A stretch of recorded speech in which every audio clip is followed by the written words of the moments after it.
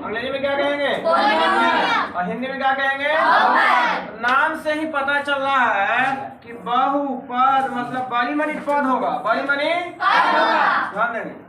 बहुपद को अंग्रेजी में क्या कहते हैं? नाम से पता चल रहा है। बहु मतलब बहुत मनी, पद मतलब पद, मतलब बहुत सारा पद होगा। क्या कहलाएगा? बहुत सारा पद होगा। लेकिन परिभाषा सटीक नहीं परिभाषा हुआ है, तो ऐसे ही एक परिभाषा हुआ छोटा मोटा समझने के लिए। मेन परिभाषा क्या है वो समझिए। अब बहुपद का परिभाषा तो देखिए, तो एक है चार राशि की अचर राशि, इसमें आगे लगा दिए दू, ई हो गया चार, ई हो गया जिसमें चार और अचर दोनों मिला रहेगा तब इसको बोलते हैं बीजीय व्यंजक। क्या बोलते हैं? बीजीय व्यंजक। चार और अचर दोनों मिला रहेगा, क्या कहेगा? तो कहेंगे वैसा बीजीय व्यंजक जिसमें घात, चार के जो घात यहाँ पर कुछ न है, मतलब कितना है? अब यहाँ पे मान लिया जाए कि लिखे घात कितना है? तो चार राशि का कुछ भी घात रहे लेकिन घात पॉजिटिव होना चाहिए। क्या होना चाहिए? तो कहेंगे कि पॉजिटिव इंटीजर, इंटीजर मतलब पूर्णांक, इंटीजर मतलब तो परिभाषा बना वैसा बीजीय व्यंजक जिसमें चार राशि का घात धनात्मक पूर्णांक होगा, वो क्या कहलाएगा? एक नंबर का क्वेश्चन आएगा पहचान करने के लिए बहुपद है कि नहीं। एक नंबर क्वेश्चन क्लियर हो गया। अब किताबें ढेर सारा क्वेश्चन मिलेगा, बस इतना एक कॉन्सेप्ट जान गए, इसी से एक नंबर खत्म हो गया।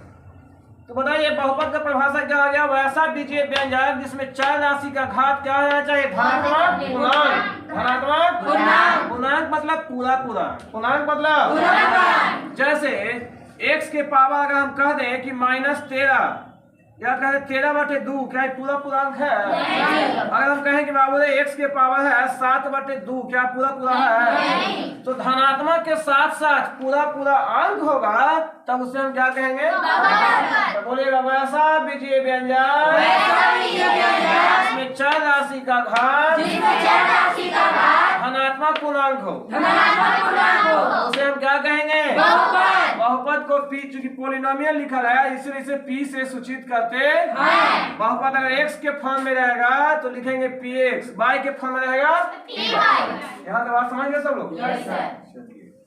अब यहाँ तक बहुपद जब समझ में आ गया तब यहाँ पहचान करना है घात के आधार पर बहुपद। 2x हो गया, मान लेते हैं +3y हो गया, +3yz हो गया। आप कहेंगे कि बताओ के पदी बहुपद है, इसमें गिन के पद है, एक पद, दो पद, तीन पद, के पदी बहुपद हुआ। खाली अकेले रहेगा के पदी, यहाँ तक रहेगा के पदी, अब के पदी। तो पद के आधार पर बहुपद को पहचान लीजिएगा। घात के आधार पर कहेगा कि इस बहुपद का घात लिखिए, इसका मान लिया 3 है, इसका मान लेते हैं 16 है, तो कहेगा इसका घात लिखिए। तो जो सबसे ज्यादा घात होगा, जिसमें सबसे ज्यादा घात कितना है? बहुपद का घात कितना लिखेंगे? 16। जिसका घात सबसे ज्यादा वही वाला घात लिखते हैं। कि क्या एक ही चर के रूप में है कि अनेक चर राशि आ गया? आपको जो बहुपद पढ़ना है वो एक चर के रूप में, जिसमें चार राशि की संख्या एक हो, मान लेंगे इसका पावर अगर 6 है +3x की पावर 3 है, तो मतलब इसी रूप में प्लस मान लेना कि 6x² है +9 है। देखो तो सम एक ही चर है कि नहीं? आपको बहुपद पढ़ना है वो किस चर में? यहाँ तक बात समझ में आ गया? परीक्षा में घात के आधार पर के पद के है, इस वन आपको नहीं पूछेगा। तो बहुपद की परिभाषा समझ गए? क्या समझे? कौन बहुपद, तो उसे हम लोग क्या कहते हैं? बहुपद कई प्रकार के हैं, जिसमें आपको पढ़ना है शून्य बहुपद के बारे में। कौन बहुपद के बारे में? शून्य बहुपद। नाम से पता चल रहा है कि वैसा बहुपद, तो शून्य बहुपद मतलब बहुपद कुछ में बदल जाए तो शून्य बहुपद। कोई परिभाषा जानते हैं तो बोलेगा। शून्य बहुपद क्या है? कुछ दिन पहले ही बताए हैं, बोलो।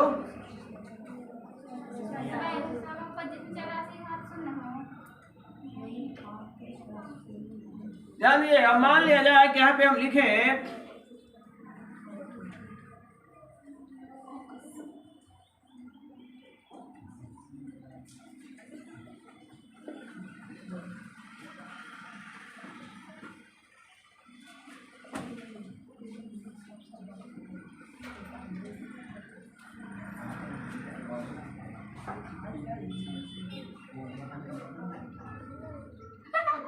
चलेगा, ध्यान दीजिएगा। इसको हल करिए तो इसका पावर कितना है? और जीरो में इससे गुना करें तो पूरा बदल जाएगा। कोची में कोची बदल जाएगा, कोची बदल जाएगा। फाइनल इसका रिजल्ट आएगा वो क्या आ जाएगा?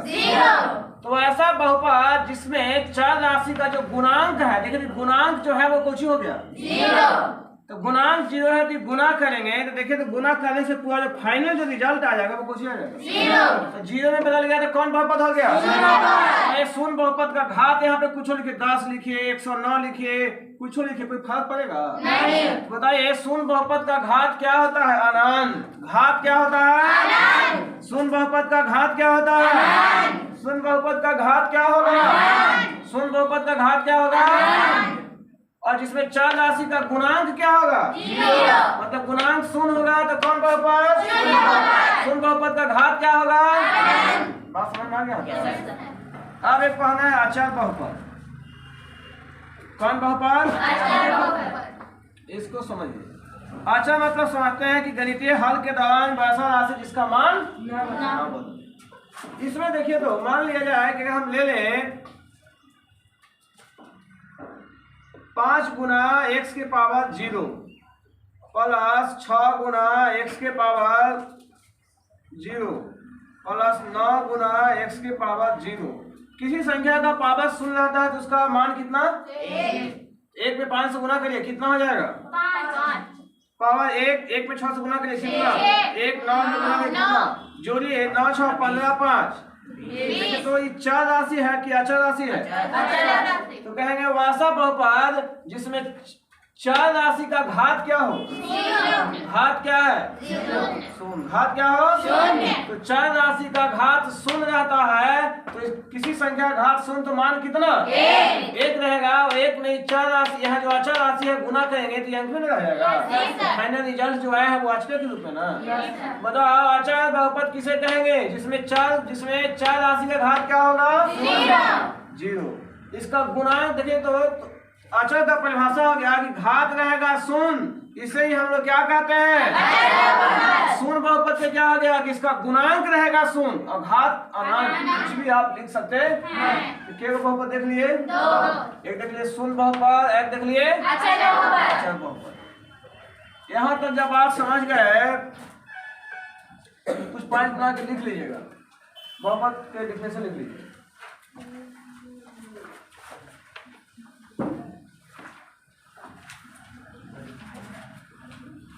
बहुपद का परिभाषा लिख लीजिएगा, लिखिएगा, कलम को पास लगाइएगा। वैसा बहुपद जिसमें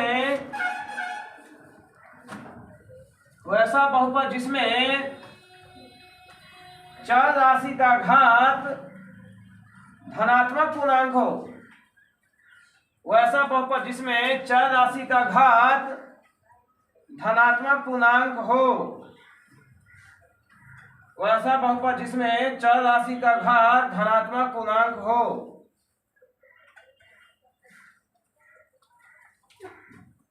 एग्जाम्पल में कुछ लिख लीजिए।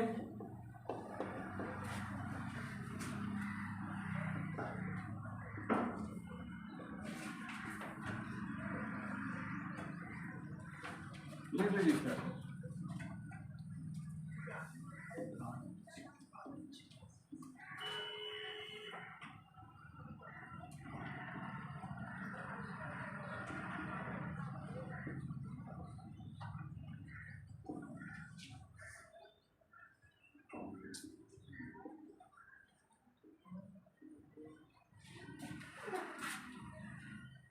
देखिए इसे दिया हुआ जब कोई संख्या नीचे रखा रहा है तो इसको लिखेंगे तो इसका पावर कुछ में हो जाएगा माइनस में। इसको प्लस में करेंगे तो 1 लगा के बटा के नीचे डाल देते। नीचे लिखा है मतलब पॉजिटिव नहीं समझना है, घात क्या समझना है? इसको 1 बटा हटाएंगे तो ऐसे हो जाएगा, तो ऐसे हो जाएगा। तो घात यहाँ तो पॉजिटिव है लेकिन यहाँ क्या है? वहाँ है कि नेगेटिव नहीं होना चाहिए ना, इसलिए बहुपद ऐसे नहीं, बहुपद नहीं है।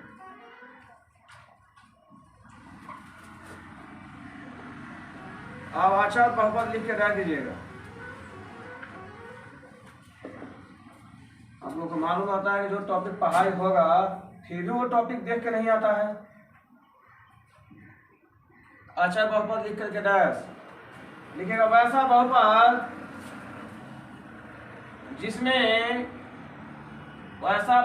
जिसमें चर राशि का घात वैसा बहुपद जिसमें चर राशि का घात शून्य हो। वैसा बहुपद जिसमें चर राशि का घात शून्य हो। वैसा बहुपद जिसमें चर राशि का घात शून्य हो। नोट में लिखेगा। नोट में अचर बहुपद का घात शून्य होता है। अचर बहुपद का घात शून्य होता है। एग्जाम्पल में लिख लीजिए।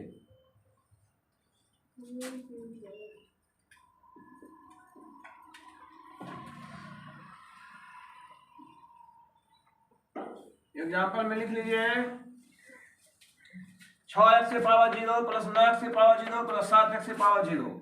इसको हल करेंगे तो एक सब जाकर के अंक के रूप में आ जाएगा, तो अचर बहुपद हो गया।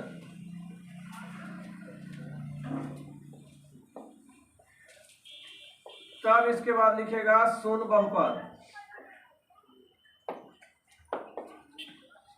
तब लिखेगा शून्य बहुपद।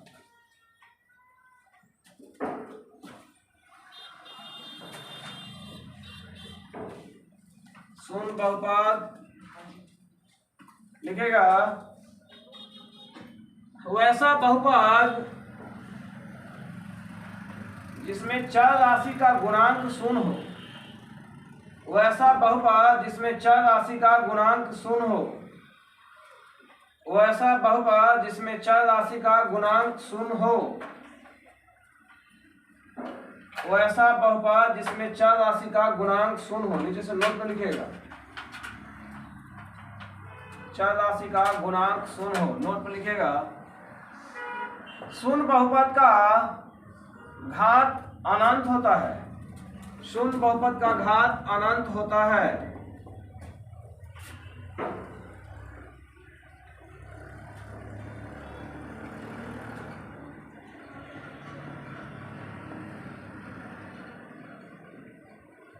लिखा हुआ है। देखिए इसका घात आप कुछ छोड़ लीजिए ना, कोई फर्क नहीं पड़ेगा, शून्य आएगा। इससे इसका घात क्या आ जाएगा? अनंत। उदाहरण दीजिए।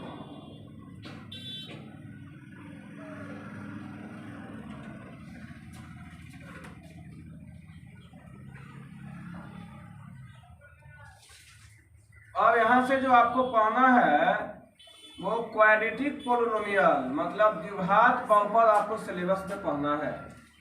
परीक्षा में आपको इस वन नहीं क्वेश्चन देगा। आपको पढ़ना क्या है? द्विघात बहुपद, क्वाड्रेटिक पोलिनोमियल। ये क्या है वो समझिएगा। तो समझ रहे हैं बहुपद के मतलब समझ गए क्या? कि घात धनात्मक पूर्णांक होना चाहिए, नेगेटिव में नहीं। या पूरा पूर्णांक होगा, पूरा पूर्णांक होना चाहिए। बटा में रहेगा, पूरा पूरा नहीं आएगा तो वो बहुपद नहीं होगा। अगर द्विघात बहुपद का मतलब हो गया, द्वि मतलब दो, घात मतलब घात। बहुपद का सबसे बड़ा घात कितना होना चाहिए? उसे कौन बहुपद कहेंगे? हेडिंग बनाएगा द्विघात बहुपद और नीचे से द्विघात बहुपद लिख करके ढाल दीजिए। द्विघात बहुपद हेडिंग बना लीजिए बीच में और नीचे से लिख करके द्विघात बहुपद डैश। वैसा बहुपद जिसमें चर राशि का सबसे बड़ा घात 2 हो।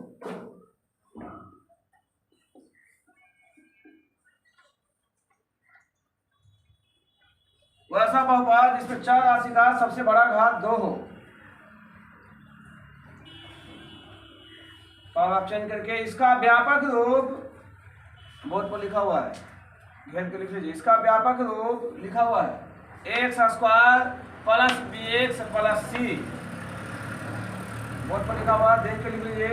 इसका व्यापक रूप x² plus bx plus c के रूप में होता है।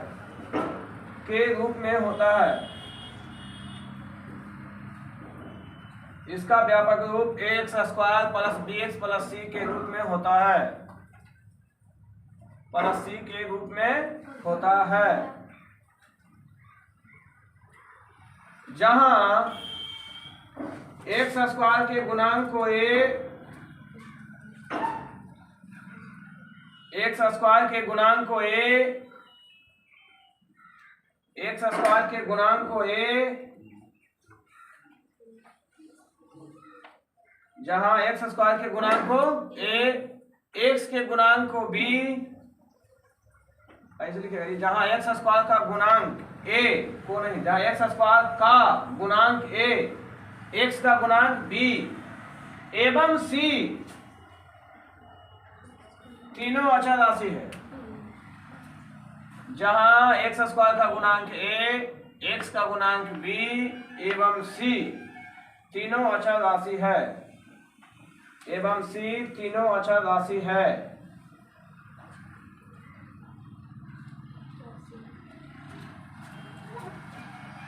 चलिए कुछ आपके एग्जाम्पल है, इसको लिख लीजिए।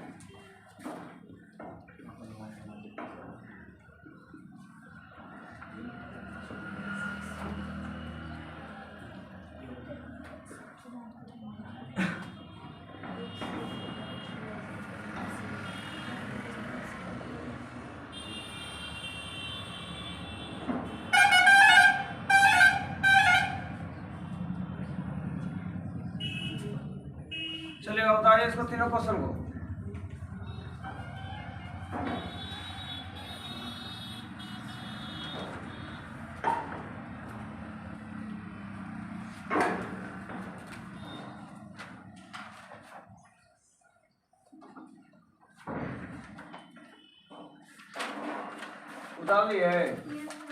उतार लिए तो कलम को बंद करेगा, ध्यान दीजिएगा। बताया कि द्विघात बहुपद है कि नहीं। द्विघात बहुपद में क्या है, बहुपद का सबसे बड़ा घात कितना होगा। यहाँ देखिएगा एक्स स्क्वायर का सबसे बड़ा घात कितना है, मतलब एक्स का सबसे बड़ा घात कितना है, इसके गुणांक को ही हम क्या कहते हैं, जो खाली एक्स रहेगा इसके गुणांक को, और जो खाली अंक वाला रहेगा जिसको क्या कहते हैं, ए बी और सी तीनों के तीनों अचल राशि है, तीनों के तीनों। अगर प्लस चिन्ह रहेगा ए बी सी में तक नहीं लिखते हैं, माइनस चिन्ह रहेगा तब। कुछ एग्जाम्पल है, देखो तो दो घात है, कहिएगा यहाँ लगा रहेगा इसे माइनस, तो बहुपद होगा, क्योंकि सभी के घात होना चाहिए धनात्मक ना, तो ये बहुपद फिर नहीं होगा। बताओ एक्स स्क्वायर के गुणांक को ए कहते हैं, तो ए के मान बोलो, बी के मान बोलो, सी के मान बोलो। यहाँ बोलो ए के मान कुछ नहीं है तो एक माइनस का चिन्ह है जी। बी के मान, सी के मान बोलो है, ए के मान, बी के मान और सी के मान -15 छापिएगा।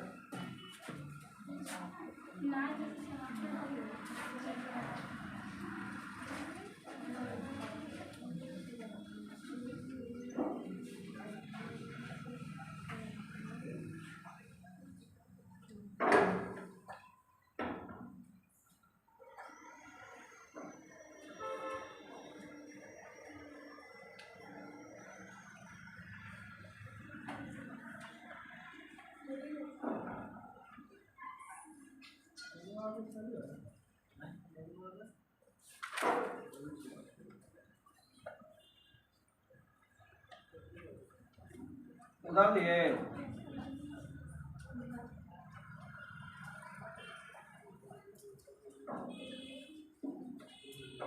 इतना बात जब समझ गए हैं,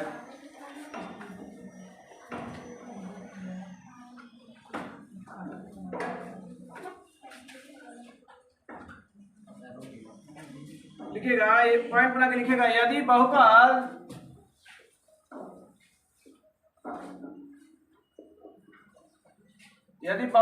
बोर्ड पर लिखा हुआ है X square plus B X plus सी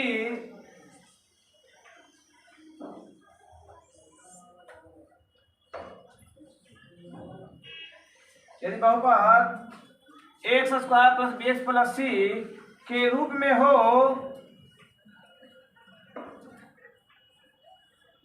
तो एक्स का दो मान निकालना संभव है,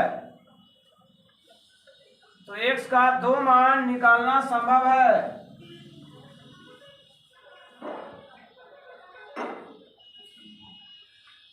जिसे शून्य कहते हैं, पढ़े हैं ना, जिसे शून्य कहते हैं।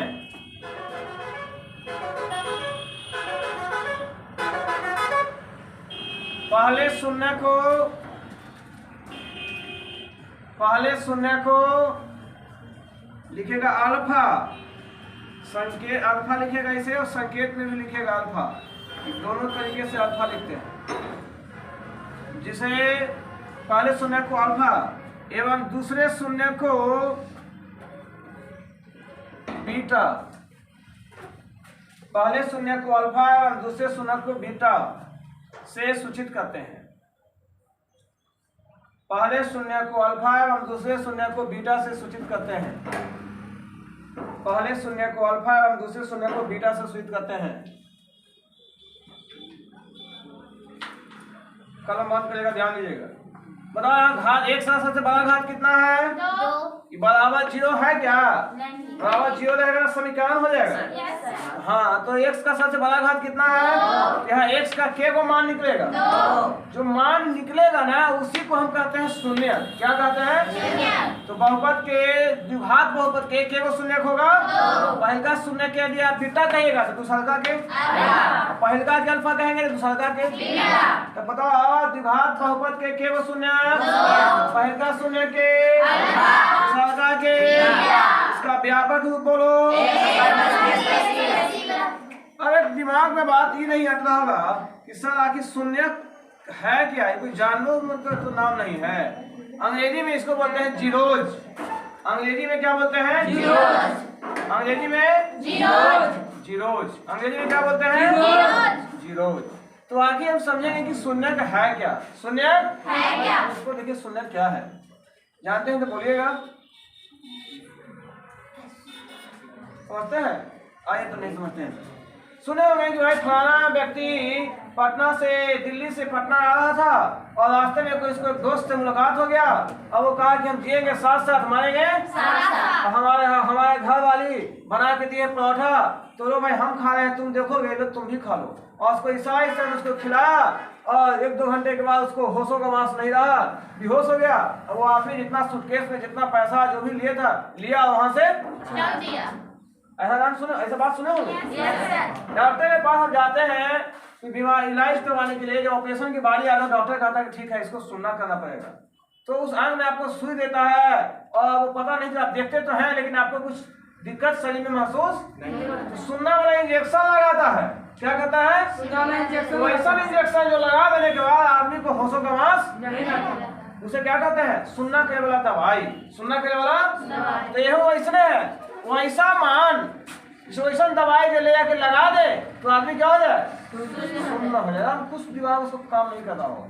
तो वैसे ही गणित में भी है शून्यक। वैसा बहुपद में जो भी आप देखें x² + bx + c बहुपद जो द्विघात बहुपद देखें, इसमें x का k को मान निकलेगा, 2 गो देखो अल्फा क्या कहते हैं? दोनों ऐसा मान रहे जो दोनों कोई भी दोनों में से कोई एगो मान के हम बैठा देंगे तो बदल के तैयार हो जाएगा। किसमें? जीरो में। किसमें? जीरो में। जीरो में। इसी मान को ही जिन कहेंगे कि शून्य बहुपद में x का वह मान जो रखने पर बहुपद को बदल दे कौन सी में? जीरो में। वैसा इंजेक्शन जो रामू के लगा दे तो रामू की होश हो जाए, वो इंजेक्शन क्या करेगा? सुनना करे वाला दवाई। वैसे वह मान जो बहुपद में ले जाके पटक दे तो बहुपद बदल जाए किस चीज में? इसको हम लोग क्या कहते हैं? अंग्रेजी में सुन बहुपद नहीं, शून्य। क्या कहते हैं? शून्य। इसी को अंग्रेजी में कहते हैं जीरोज। क्या कहते हैं? जीरोज। तो लिखेगा शून्यक, लिख के डैश, या बहुपद का शून्यक लिखो, बहुपद का शून्यक, बहुपद का शून्यक, बहुपद का शून्यक लिखिएगा।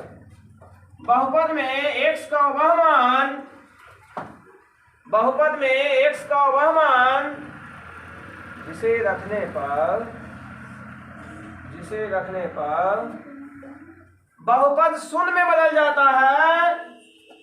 बहुपद में x का वह मान जिसे रखने पर बहुपद शून्य में बदल जाता है, बहुपद शून्य में बदल जाता है। बहुपद में x का वह मान जिसे रखने पर बहुपद शून्य में बदल जाता है, उसे लिखने की जरूरत नहीं है, शून्य हो गया। बोलिएगा यहाँ तक किसी को कोई तकलीफ नहीं? बहुत छोटा टॉपिक है, यहाँ से 2 नंबर 3 नंबर का क्वेश्चन ही आएगा, इसे बहुत छोटा टॉपिक है।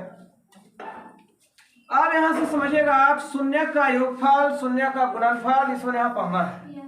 अभी हम हेडिंग बनवाए हैं, कौन बहुपद? द्विघात बहुपद। हेडिंग कौन बहुपद चल रहा है? शून्य बहुपद से पढ़ा रहे हैं। अरे बहुपद, द्विघात बहुपद का शून्य क्या है वो ना लिखवाए। द्विघात बहुपद में सारी बातें हो रहा है। तो आप लिखवाएंगे शून्य का योगफल, मतलब क्या का शून्य का योगफल? द्विघात बहुपद के हेडिंग लिखवाए द्विघात बहुपद ना, लिखिएगा शून्यकों का योगफल, शून्यकों का योगफल, शून्यकों का योगफल, ब्रैकेट में ऐसे लिख लीजिएगा, अल्फा प्लस बीटा।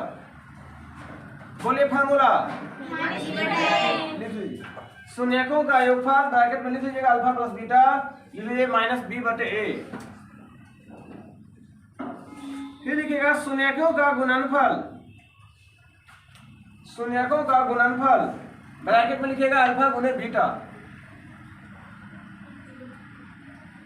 शून्यकों का गुणनफल ब्रैकेट में लिखेगा अल्फा गुने बीटा। शून्यकों का गुणनफल अल्फा गुने बीटा। बोलिए फार्मूला लिख लीजिएगा सी बटे।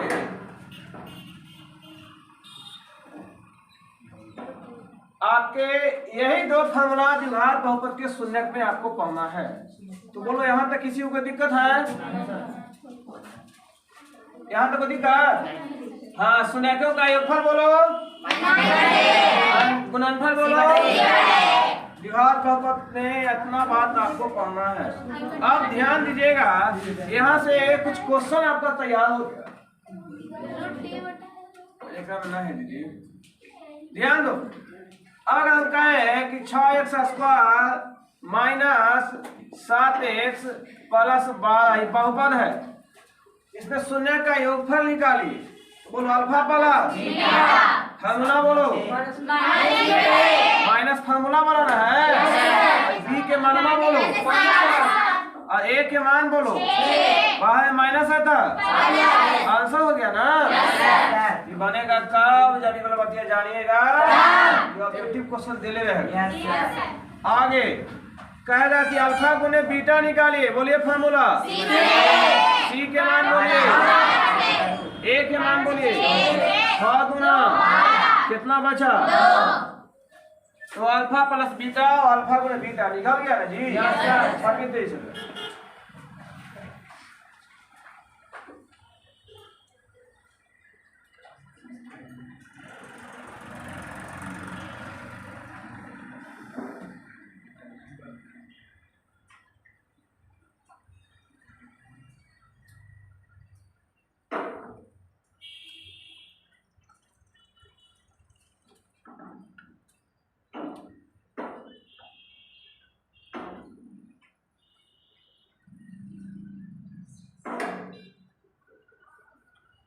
उदाहरण ये, और हेडिंग बनाइएगा त्रिघात बहुपद।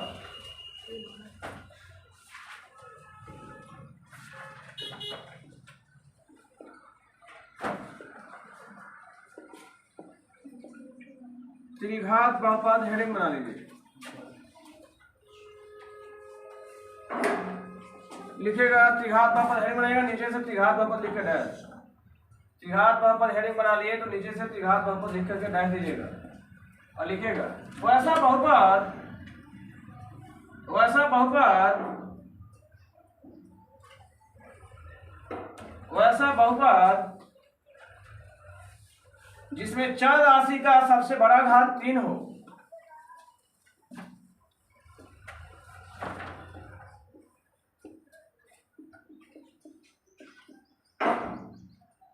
वैसा बहुपद जिसमें चर राशि का सबसे बड़ा घात 3 हो। नीचे से लिखेगा इसका व्यापक रूप, इसका व्यापक रूप लिखा हुआ है, इसको लिख लीजिए। इसका व्यापक रूप लिखा हुआ है, बोर्ड पर लिखा हुआ है, इसको लिख लीजिए घेर के। इसका व्यापक रूप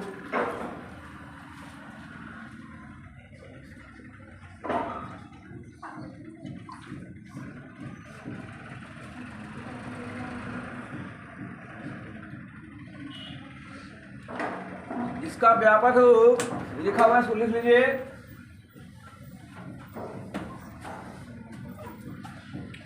जहां इसी में जहां एक्स क्यूब के गुणांक को ए, लिखा हुआ है एक्स क्यूब के गुणांक को ए, एक्स स्क्वायर के गुणांक को बी, एक्स स्क्वायर के गुणांक को बी, एक्स के गुणांक को सी, एक्स के गुणांक को सी को सब में का कर दीजिए, एक्स का गुणांक, एक्स क्यू का गुणांक, एक्स क्यू का गुणांक ए, एक्स स्क्वायर का गुणांक बी, एक्स का गुणांक सी एवं डी, एक्स क्यू का गुणांक ए, एक्स स्क्वायर का गुणांक बी, एक्स का गुणांक सी एवं डी। तीनों अचर राशि है, चारों हो गया, चारों अचर राशि है, चारों अचर राशि है,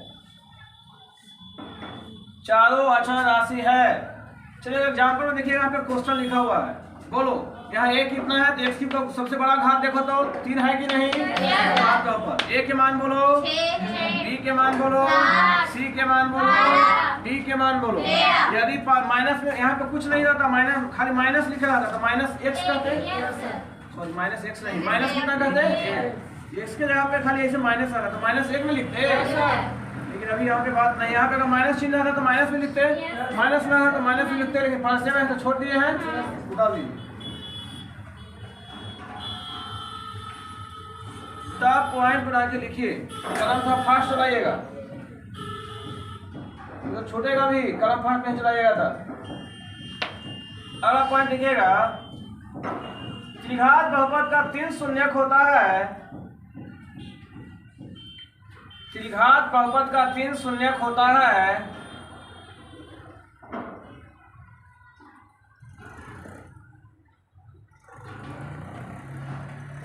त्रिघात बहुपद का 3 शून्यक होता है जिसे अल्फा, हिंदी में या ब्रैकेट में संकेत में दोनों में लिखेगा, जिसे अल्फा, फिर कॉमा देखिए बोर्ड पर लिखा हुआ है बीटा एवं गामा, लिखा है बोर्ड पर, जिसे अल्फा बीटा एवं गामा से सूचित करते हैं, से सूचित करते हैं एवं गामा से सूचित करते हैं।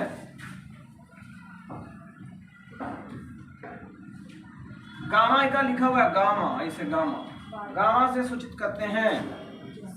अब बताइए त्रिघात बहुपद में कितने शून्य, 3 शून्य। पहला के नाम हो गया अल्फा,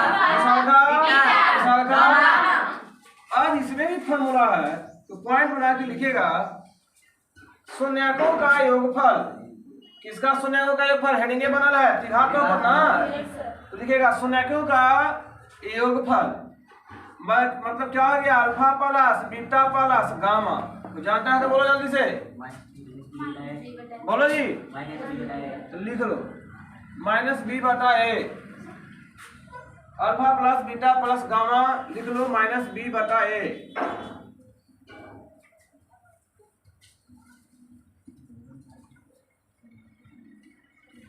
आगे लिखेगा, दो दो करके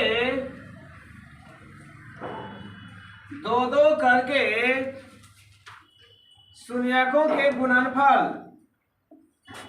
दो करके शून्यकों के गुणनफल,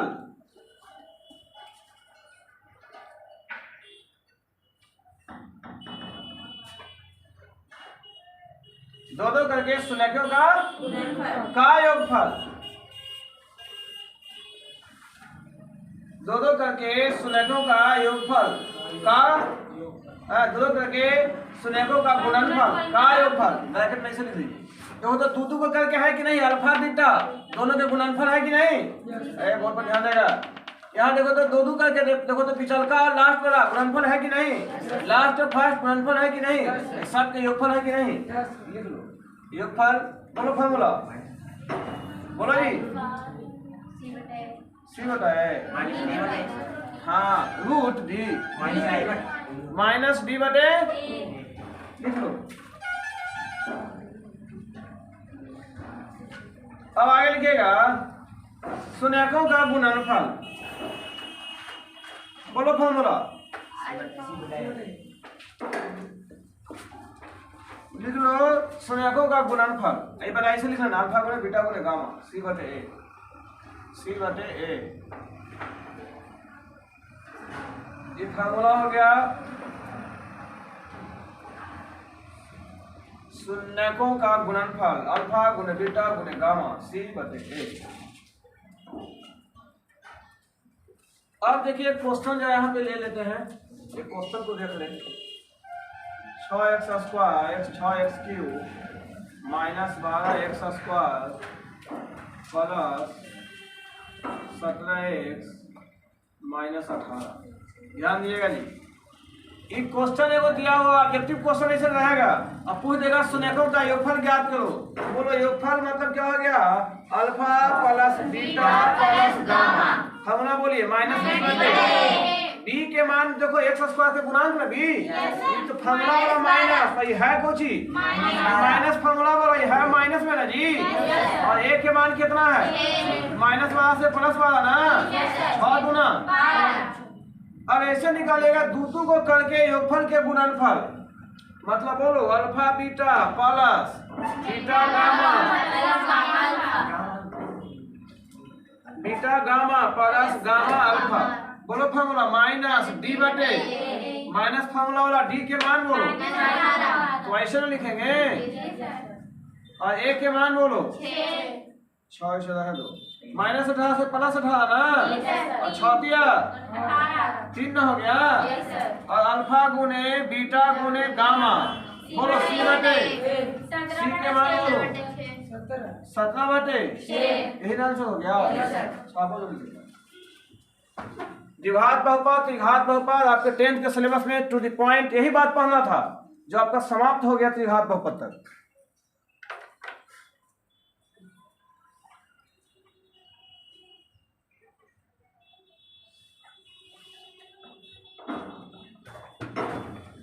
फास्ट लिखिएगा कि मिटेगा भी।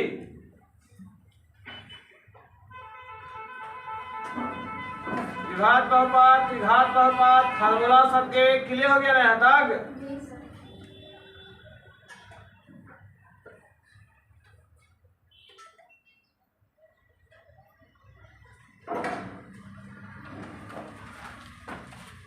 उदाहरण ये तो पॉइंट बना के लिखेगा,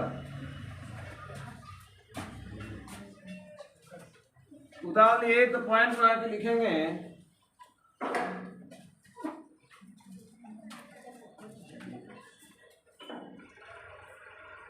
उदाहरण तो लिखेगा आगे,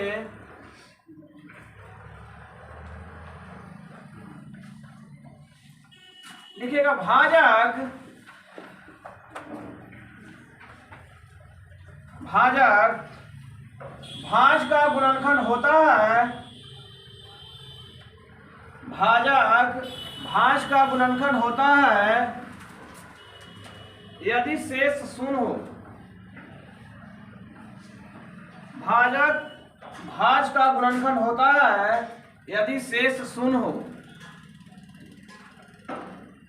चलिए लिखा हुआ है, आप लोग भी देख के इसे लिख लीजिए, फिर इसको समझाते हैं।